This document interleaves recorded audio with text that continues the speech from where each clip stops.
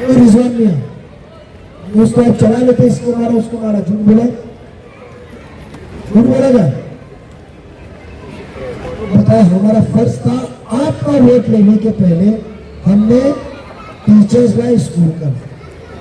मैं एक आखिरी में एक ही बात करूंगा कि आपके पास में दो रास्ते, और मुंद्रा इतना अहम है कि 2009 में कलवा ने उनको रिजेक्ट किया था।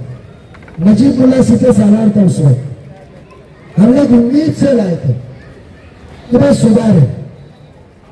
2009 में -12 थे, राजन कीनी मुंद्रा से जीत गया होता, हम सब नहीं उतरते थे। साथी मौजूद वो था मेरे साथ, कोई भाई थे, राजू भाई तो थे ही, शांत था, और एक अपना ईशप में भी आया था, ये भाई था जो सुबह शाम मेरे सामने घूमते थे। आप आए थे सिराज डोगरी के जब एकदम राइट हैंड थे वो थे साथ में, हसन भाई, साहिल, मुन्ना से सब थे।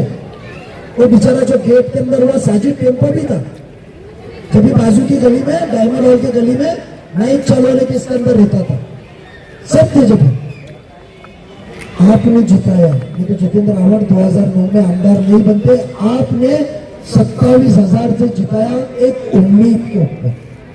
आपको मिला ड्रग्स फ्री की जगह पे ड्रग्स से भरा हुआ शहर, पेरेंट के आजाब से हुई लाइट, आखिरत को बेची हुई कब्रिस्तान, चोर की मिट्टी, प्लेग्राउंड में स्विमिंग पूल खराब, कोई स्कूल का इंतजाम नहीं।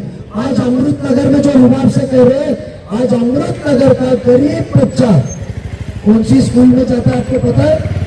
कहां है? मुंद्रा स्टेशन, चल के जाता है। बस है आपके पास, तो कौन जिम्मेदार होता जिसको आपने कियादत दी है? आपके मसले आपके नजर में आए नहीं रहे, मैंने बताया।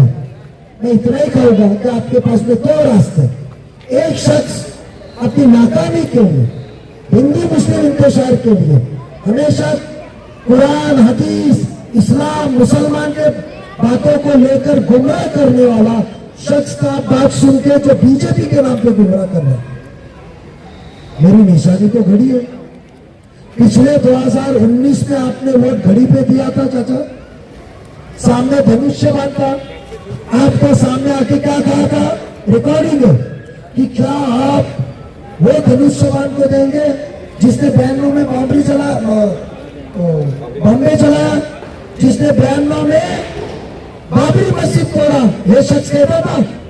एक महीने में तो वही धनुष्यबान के बाजू में बैठ के मंत्रिमंडल में आए कि नहीं आए? आए कि नहीं आए?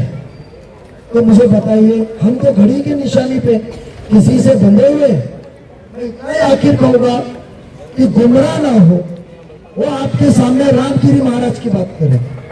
मुझे बताइए, रामगिरी महाराज पे पूरा महाराष्ट्र का मुसलमान इम्तियाज जलील साहब कौन से पार्टी से ताल्लुक रखते हुए ना देखते हुए इत्तेहाद होके हर नौजवान रास्ते पे उतरा था? इनके बोरीमान, चोरीमान, पोरीमान किधर थे? हम उतरे, हम राष्ट्रवादी में सरकार के खिलाफ, और जब सल्लल्लाहु अलैहि वसल्लम की बेहुरमती की बात आई, हम उतरे, हर शख्स साथ में था, और उसके साथ ही साथ हमने उधर उनका इंतजाम भी कराया। जब ये भैया आए, क्या विशालगढ़ की बात करते? विशालगढ़ किसने किया? तो साहबजादे कांग्रेस के कोल्हापुर के खासदार के बेटे थे, राजे के। अजीत पवार तो दूसरे दिन उधर जाके हर मुसलमान के घर में गया, सरकार को लेकर गया, सबका पंचनामा कराया, और जितने गाड़ी, मोटरसाइकिल, कबील, दुकान, सामान, घर, मस्जिद का मीनार से लेके सबका पंचनामा करा के सरकार से 4 दिन में पैसा दिलाया। सातारा गया, एक मुसलमान इंजीनियर को मारा गया था तस्सुबपने में, उसके घर में गया, नौजवान बीवी को उसके मिला, छोटे से बच्चे को मिला, माँ को मिला, बाप को मिला, और वहां से एसपी ऑफिस में जाके 40 मुनाफिकों को अरेस्ट कराया। तो आपको रिजल्ट ओरिएंटेड देने वाला चाहिए। आपने लाखों में वोट दिया, 31 खासदार चुन के गए। ये हमारे भाई साहब चश्मा ऊपर करते करते घूम रहे थे, कितने मुसलमान दिए? उलेमा इकराम ने 25 सीट महाराष्ट्र में मांगी थी, एक वो भी भीड़ में। और जो शख्स अपनी बीवी को नहीं जिता सका क्योंकि मुसलमानों का काम करने के बाद में भी बारामती में अजीत पवार की वाइफ को हराए मुसलमानों ने नहीं साथ दिया। चलो वो मामला ही अलग था, उनकी साथ देते, मायूस नहीं हुआ। उसने 6 मुसलमान दिया, 6 मुसलमान। उसकी सोच ये, उसमें से एक नजीब मुल्ला है कि आज मैं वक्ती तौर पे बीजेपी के साथ हूं, शिवसेना के साथ हूं, आगे रहूंगा, विकास करेगा। मुसलमान का हक तो नहीं मारा। इतना ही नहीं, जिस दिन इलेक्शन कोड ऑफ कंडक्ट आचार संहिता लगी, कांग्रेस और राष्ट्रवादी ने मुसलमानों को विधान परिषद से 0 किया कि मुसलमान जीत के नहीं आ सकते। इनकी नुमाइंदगी मांगता है, मेरे भाइयों की आवाज उठाने वाला चाहिए, इनका दर्द, इनके मसले में बात करना चाहिए। 0 किया। 14 अक्टूबर 2024 में विधान परिषद में मुसलमान के आमदार 0 थे, 0।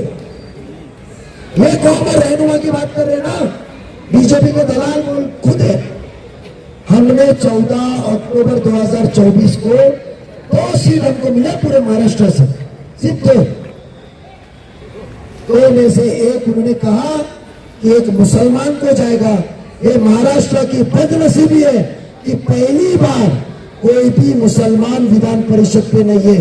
और उन्होंने सांगली जैसे शहर में जो कहा कि आप फसादात ज्यादा होते, वहां मुसलमानों की आवाज पश्चिम महाराष्ट्र में कोई चाहिए। इसके लिए इदरीस नाइकवाड़ी, महाजी महापौर, सादे घर से उसको आमदार दिया और कहा दे तेरे को ताकत। और वहां के मुसलमानों को कहा मैंने तुमको ताकत और आवाज दिया। मुझे शर्म आ रही थी कि महाराष्ट्र की विधान, क्यों कांग्रेस ने तो 17 सीट ली, शरद पवार साहब ने 10 लिए, उद्धव ठाकरे ने 7 लिया, तो क्यों ना उनको मुसलमानों को देने को आया। ये सिर्फ वोट लेना चाहते, उनको मालूम है मुसलमानों को गुमराह करो ईमान के नाम पे, कौम के नाम पे, बीजेपी का दहशत करा के। तो मुझे बताइए, आपका भाई यहाँ बीजेपी का कितने अवार्ड के अल्फाज में, और वहां मुसलमान, अब सेक्युलर है ना, तो मुझे वहां मुसलमान क्यों बना रहे? मुझे वहां भी कहो ना कि बीजेपी का है, क्यों डबल डोल की? और हमारे कौम के रहनुमाई बनेंगे। और मैं एक ही बात कहूंगा, बीजेपी के दलाल वो है। क्रिस्टल कंपनी किसकी है? बेटा कोई भी गूगल करो, KRYSTL, member of legislative council Prasad Lal, party BJP. Parent किसकी है? बीजेपी। इनकी मारुति की एजेंसी फॉर्म है ना, इलेक्शन कमीशन के बाहर लगाए, वेलॉक्स, पहले वो डायरेक्टर है, अभी फैमिली है। ये किसने दिलाई? देवेंद्र फडणवीस ने। आपके घरेलू ताल्लुकात जिसके पास रह के आप उधर ही कामकाज की मदद मांगने को जाओगे। एक रिश्तेदार आता है ना, साहब घर की हालत खराब है भाई, मेरे को 2-4 लाख रुपए उधार दे दे, कुछ धंधा दे दे, अल्लाह ने देखो नवाजा है, अपनों के पास आता है। तो जब सोचो फडणवीस साहब ने इसको बीजेपी का मारुति एजेंसी दी है, तो वो अपने उसके है कि मेरे? चेहरा पीछे का देखो। अपनी नाकामी छुपाने के लिए इन्होंने ये दादागिरी, अपनी नाकामी छुपाने के लिए तुम्हारे जमीर का ताबा, पेरेंट को भगाना है, ड्रग्स भी करना है, कब्रिस्तान, स्कूल, प्लेग्राउंड, स्विमिंग पूल, इतना ही नहीं। अरे यार हैंगिंग गार्डन आने तो जान लो, वो छोड़ दो। स्कूल हमने गर्ल्स कॉलेज मंजूर किया। एक सेशन होगा जहां हमारे बुर्का परस नमाजी तो अपने बच्ची को भेजते नहीं है कि माशरा बराबर नहीं है, गलत जगह जगह तो गर्ल्स कॉलेज। तो मुझे बताइए, एक नौजवान आपका भाई बेटा कौम के लिए कर्ज लेकर उतर रहा है, निडर होकर उसको लड़ रहा है, अकेला नियत्ता घूम रहा है, 26 तारीख को वो निशानी के ऊपर, घड़ी के निशानी पर वोट देके उसको जिता के आपके जमीर के ऊपर मालिकियत तैयार करने नहीं आया है। वो आपके कटघरे में खड़ा रहने को आया है कि ये वोट आपका मेरे को कर्ज है और ये कर्जदार हूं मैं इन लोगों का, मुझे इन पर काम करना चाहिए। जब इन्होंने मुझे बुलाया, जब भी मुझे इनके लिए खड़ा रहना चाहिए। कोई टपलू चपलू नहीं आएंगे, नजीब ही आएगा। और 25 साल से जीतते आ रहे, आज भी आवाम मेरे साथ जुड़े हुए। इतना ही कहूंगा, आकाश ट्रैफिक हमने आज नहीं, हमने 750 करोड़ रुपए का डिमांड रेस किया है 6 महीना पहले, 4 महीना पहले ना, खासदारकी के बाद। और उसका डीपीआर टेंडर का डॉक्यूमेंट बनाने का अजीत पवार ने आदेश दिया है। हम आपको एक ब्रिज देंगे जेजे के जैसा। हम मीनारा मस्जिद जाते तो कितनी तकलीफ होती थी ट्रैफिक की, जेजे ब्रिज के बाद थोड़ी राहत हो गई। हम जेजे जैसा ब्रिज देंगे जो 2-3 सेक्शन में उतरेगा, रास्ता है जहां ट्रैफिक मूवमेंट होगी। अवकाश प्लाजा देंगे जो फेरी वाले शिफ्ट हो सकते, प्लेग्राउंड जिसके लिए 2 करोड़ रुपए लाया, स्विमिंग पूल जिसके लिए 1.5 लाया, 5 करोड़ रुपए हमने। अफसोस की बात है, गरीब बच्चे इनके ऊपर भरोसा करके 600 के ऊपर बच्चे 8वीं से 9वीं में गए जून महीने में। और आपको पता है आज 9वीं में कितने जाने, सिर्फ 150। इन्होंने भगा दिए क्योंकि ये सब संघर्ष टीचर यूनियन के थे। संघर्ष किसके पता है ना,